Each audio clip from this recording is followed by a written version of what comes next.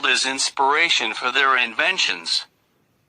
By observing animals and people often use the natural world as inspiration for their inventions. By observing animals and plants, they design new products to serve humans. Here are some examples. Animals can do many things humans cannot, like flying, or staying underwater for a long time. The aeroplane, with its swings and shape imitating those of a bird, is one of the greatest inventions in our history. Thanks to it, people can travel long distances in the air. This has helped to develop trade and tourism. The submarine, which can travel underwater, imitates a dolphin shape.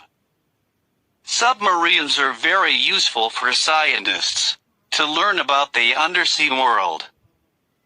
Plants around us are also great sources of ideas for other wonderful inventions. The self-cleaning glass window and the fabric used to make umbrellas are both inspired by the smooth leaves of a lotus plant, with their ability to wash away dirt in the rain.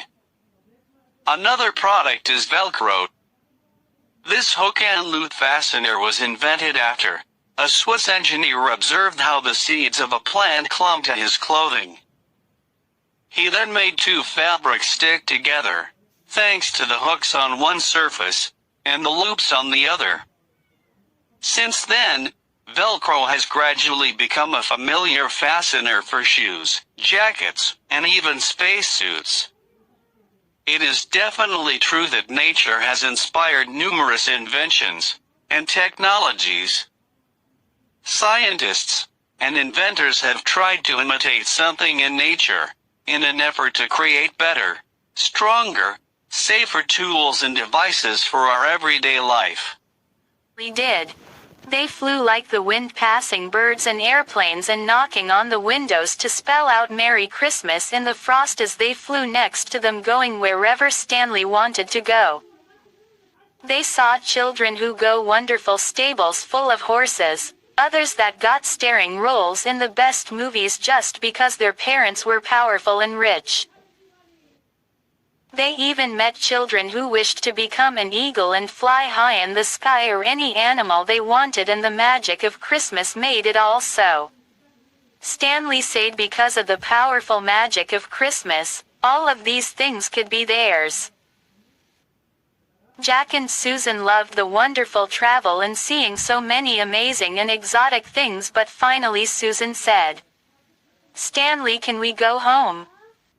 Back at their backyard, Stanley served them cookies in his little home again. "But why didn't you want the most expensive presents and ponies and all these things? After all, Christmas brings that kind of magic," he asked.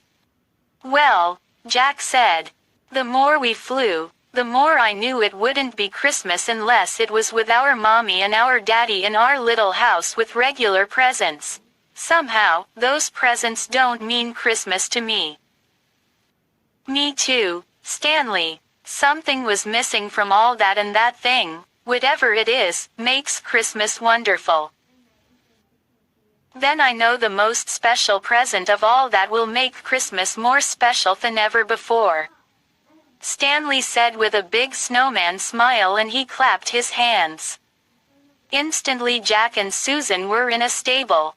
They saw Mary and Joseph looking down. And then Joseph signaled that it was their turn to look. "Jack," Susan said, gasping with awe and wonder at where they were. "It's the baby Jesus." And they stepped up and looked down at his innocent eyes and his sweet smile. Jack even reached down and stroked his cheek. For his whole life, Jack never forgot how the skin of the newborn Savior felt. Outside of the stable, they ran to Stanley. "This is the present that is better than any we have seen tonight," Jack said happily. "That's because God gave this present to give us life that can never end," Stanley explained.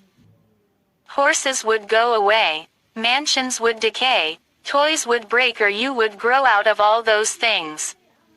But life eternal is something you will never stop using. It feels like it really is Christmas now, Stanley, Susan said loudly, and with that, they were instantly on their porch. You know it all along that nothing could compare with Jesus for the best Christmas present ever, didn't you?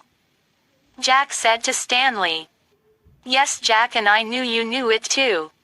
It was fun having an adventure, but now it's time to worship the newborn king. But we don't want you to go, Stanley, Susan said with a small sob.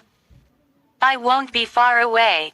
Next Christmas build a snowman twice as good and we will have adventures 100 times better than these.